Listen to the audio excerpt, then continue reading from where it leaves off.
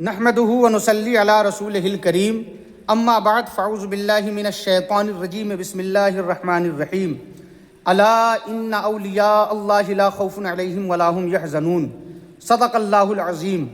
محترم حضرات، آپ نے پارٹ 1 میں سماعت کیا تھا حضرت تاج الشریعہ کی ولادت، تعلیم و تربیت کے حوالے سے۔ اب میں یہاں پارٹ 2 میں حضرت کی بے باکی اور اولیاء کبار کی عقیدت و محبت کے حوالے سے آپ حضرات اس بیان کو مکمل سماعت کریں گے۔ حضرت تاج الشریعہ رحمہ اللہ ایک مضبوط دل، خوف خدا سے سرشار نفس رکھتے تھے، بزرگوں اور اسلاف کے نقش قدم پر چلتے تھے۔ اللہ رب العزت نے حضرت کو جن گوناگون صفات سے متصف کیا تھا، ان صفات میں ایک حق گوئی اور بے باکی بھی ہے۔ آپ نے کبھی صداقت و حقانیت کا دامن ہاتھ سے نہیں چھوڑا، چاہے کتنے ہی مصلحت کے تقاضے کیوں نہ ہوں، چاہے کتنے ہی قید و بند مصائب و آلام اور ہاتھوں میں ہتھ کڑیاں پہننا پڑے، کبھی کسی کو خوش کرنے کے لیے اس کی منشا کے مطابق فتویٰ تحریر نہیں کیا۔ جب کبھی فتویٰ تحریر کیا تو اپنے اسلاف، اپنے آباء و اجداد کے قدم بقدم تحریر کیا۔ اس حق گوئی کے شواہد آج آپ کے ہزاروں فتاویٰ اور واقعات ہیں جو ملک اور بیرون ممالک میں پھیلے ہوئے ہیں۔ ایک فتویٰ نسبندی کے خلاف ملاحظہ فرمائیں۔ اندرا گاندھی سابق وزیر اعظم ہند کا مزاج آمرانہ تھا۔ ان کے دور اقتدار میں عوام پر ظلم و جبر کیا گیا۔ کانگریس پارٹی کی ساری قوت کا نقطۂ ارتکاز صرف اور صرف اندرا گاندھی کی ذات تھی۔ اس نے یہ سب بلا شرکت غیر اقتدار پر اپنی گرفت قائم رکھنے کے لیے ہی کیا تھا۔ وہ سیاسی مخالفین کو بے دردی سے کچل دینے کے لیے سخت سے سخت اقدام کرنے میں بھی کوئی ہچکچاہٹ محسوس نہیں کرتی تھی۔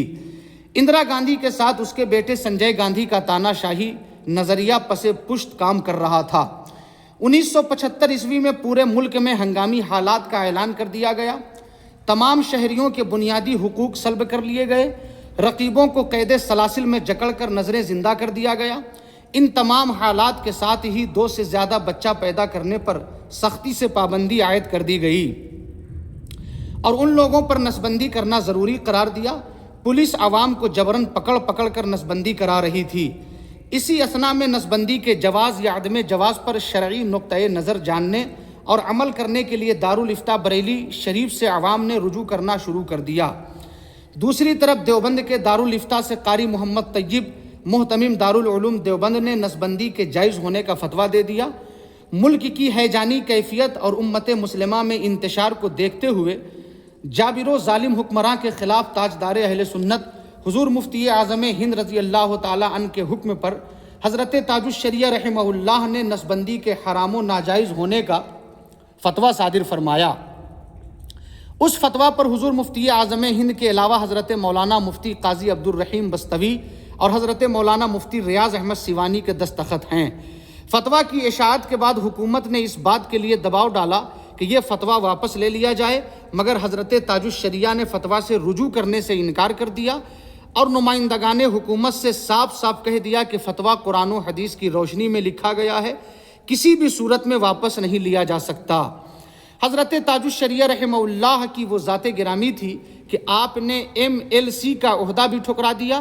ہوا یوں کہ اتر پردیش کے سابق وزیر اعلیٰ نارائن دت تیواری خاندان اعلیٰ حضرت سے گہرا تعلق رکھتے تھے۔ انہوں نے اپنے عہد میں حضرت تاج الشریعہ کے برادر اکبر حضرت مولانا ریحان رضا خان رحمانی میاں کو MLC نامزد کیا تھا۔ ان کی مقررہ میعاد ختم ہو جانے کے بعد حضرت تاج الشریعہ رحمہ اللہ کے لیے کوشاں رہے، مگر حضرت تاج الشریعہ نے منع کر دیا۔ 1989 عیسوی میں جناب عثمان عارف نقشبندی گورنر اتر پردیش حضرت تاج الشریعہ رحمہ اللہ کے در دولت پر حاضر ہوئے اور MLC نامزد کرنے کی حکومت اتر پردیش کی منشا ظاہر کی، مگر حضرت تاج الشریعہ نے عہدہ قبول کرنے سے منع کر دیا۔ اتر پردیش کے گورنر عثمان عارف نقشبندی نے حضرت تاج الشریعہ سے بہت منت و سماجت کی، مگر آپ راضی نہ ہوئے۔ جناب عثمان عارف صاحب حضرت تاج الشریعہ سے قلبی لگاؤ اور عقیدت رکھتے تھے۔ اولیاء کرام کے آستانوں پر حاضری دینا اور مشائخ سے دعائیں لینا ان کا معمول تھا۔ حضرت تاج الشریعہ کی بے پناہ عزت اور ادب و احترام کرتے تھے، مگر قربان جائیے حضرت تاج الشریعہ پر کہ دنیا کو اپنے اوپر غالب نہ ہونے دیا اور حکومتی عہدہ سے ہمیشہ دور رہے۔ کیا آج کے ترقی یافتہ دور میں ایسا ممکن ہے؟ حضرت تاج الشریعہ رحمہ اللہ نے ایک مرتبہ وزیر اعظم یعنی ہندوستان کے پردھان منتری سے بھی ملنا گوارا نہیں کیا۔ ہوا یوں کہ جنوری 1995 عیسوی میں دوپہر 2 بجے کی بات ہے کہ وزیر اعظم پی وی نرسمہا راؤ کے خصوصی سیکریٹری حضور تاج الشریعہ رحمہ اللہ کی خدمت میں وزیر اعظم کا پیغام لے کر حاضر ہوئے۔ حضرت مولانا مفتی محمد یونس رضا اویسی نے ان کی حضرت تاج الشریعہ سے ملاقات کرائی۔ انہوں نے وزیر اعظم کا تحریر کردہ خط زبانی طور پر بتا دیا کہ وزیر اعظم ہند نرسمہا راؤ آپ کی شخصیت سے بہت متاثر ہیں اور ملاقات کر کے دعائیں لینا چاہتے ہیں۔ آپ دولت کدے پر آنے کی اجازت عنایت فرما دیں۔ حضرت تاج الشریعہ رحمہ اللہ نے فرمایا کہ میں مذہبی آدمی ہوں، مجھے میرے بزرگوں نے جن امور کی ذمہ داری دی ہے اسی کو انجام دینے میں مصروف ہوں، میں سیاسی آدمی نہیں ہوں، اور اس کے علاوہ وزیر اعظم کے ہاتھ بابری مسجد کی شہادت میں ملوث ہیں۔ پوری امت مسلمہ ناراض ہے، کسی بھی صورت میں ان سے ملاقات کرنا مجھے پسند نہیں ہے۔ اگر وہ ایک عقیدت مند کی طرح بغیر کسی سیاسی پروگرام کے آستانہ شریف آنا چاہتے ہیں تو آئیں اور حاضری دے کر چلے جائیں۔ باوجود ہزار کوشش کے حضرت تاج الشریعہ نے ملاقات نہیں فرمائی، جبکہ وزیر اعظم ہند 7 گھنٹہ بریلی کے سرکٹ ہاؤس میں آپ کا انتظار کرتے رہے۔ سبحان اللہ، کیسی شان ہے میرے مرشد کی۔ حضرت تاج الشریعہ کو اولیاء کرام سے بھی بڑی عقیدت و محبت تھی۔ اللہ والوں کی بارگاہ میں بارہا حاضریاں دیتے رہتے، ان کے وسیلے سے دعائیں مانگتے۔ غرض ایک اللہ والے کو اللہ والے سے بڑی انسیت ہوتی ہے، عقیدت و محبت رہتی ہے۔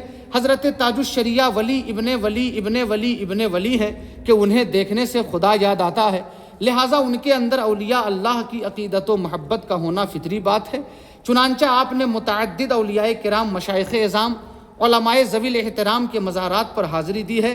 بریلی شریف میں سٹی قبرستان میں آرام فرما خانوادہ رضویہ کے افراد، بالخصوص امام العلماء مولانا رضا علی خاں، رئیس المتکلمین علامہ نقی علی خاں، استاذ زمن علامہ حسن رضا خاں، درگاہ اعلیٰ حضرت درگاہ شاہ دانا ولی، درگاہ علامہ تحسین رضا خاں میں جب بھی موقع ملتا حاضری دیا کرتے تھے۔